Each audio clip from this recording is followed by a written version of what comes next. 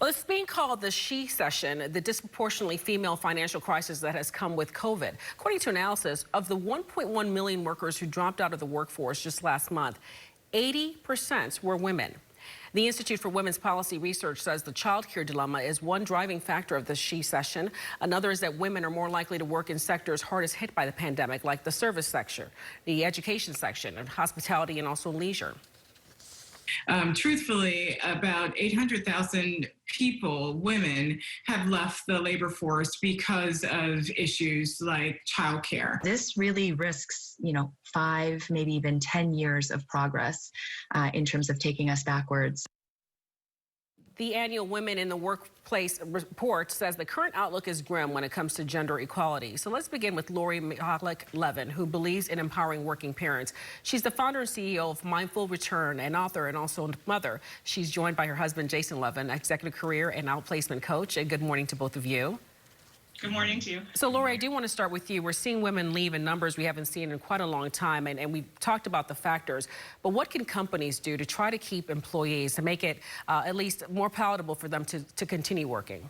Yeah, that's a great question. So I'd say 3 things. First of all, don't judge these employees for having caregiving responsibilities. Right now is the time to show massive amounts of empathy, both from the leadership level and the messaging that's coming from leadership and from the individual manager level.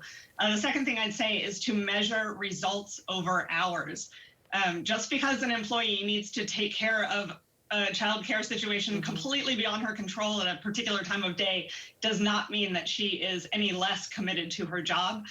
So don't judge her for that. And then the last thing I'd say is to really know your numbers. Right. How many people have exited your organization since the beginning of the pandemic? What percentage of those have been women, and what percentage of those have been caregivers? I also just want to back away from that saying, women have dropped out of the workforce. That has a negative connotation. Really, working moms especially are being pushed out right now. Indeed, they are. So, Jason, I want to turn to you because in any movement, you need allies, right? And so, moms, maybe you have dads in the picture who can help out, or partners. How can they be involved to help lessen this drain we're seeing?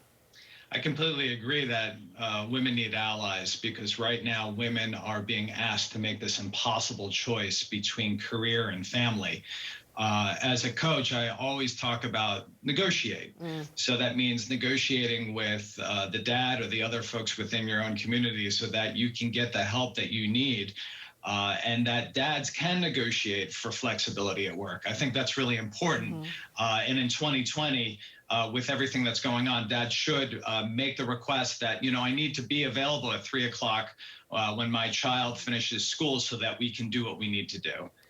And I also think that it's important for women not to automatically think, all right, I'm going to leave and my employer doesn't understand. Right. I was going to ask that.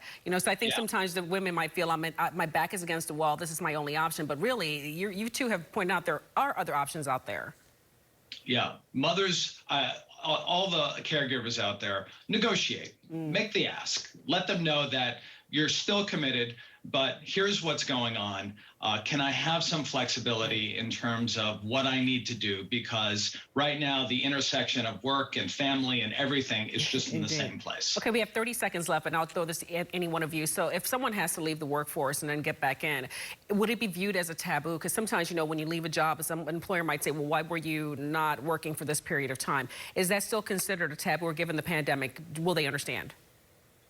No, resume gaps, everybody will understand what's going on during 2020. So even if you're out of the workforce for 2 months, for 4 months, or 6 months, whatever that looks like, everybody's going to understand. That said, it's not easy to get back in, and the level at which you're going to be able to get back in is probably going to be altered. So it's not going to be easy on the return. Indeed, but at least we have the tools to help equip us. Lori and Jason, thank you so much. The websites are mindfulreturn.com and readysetlaunch.net. Thank you to both of you for your time this morning.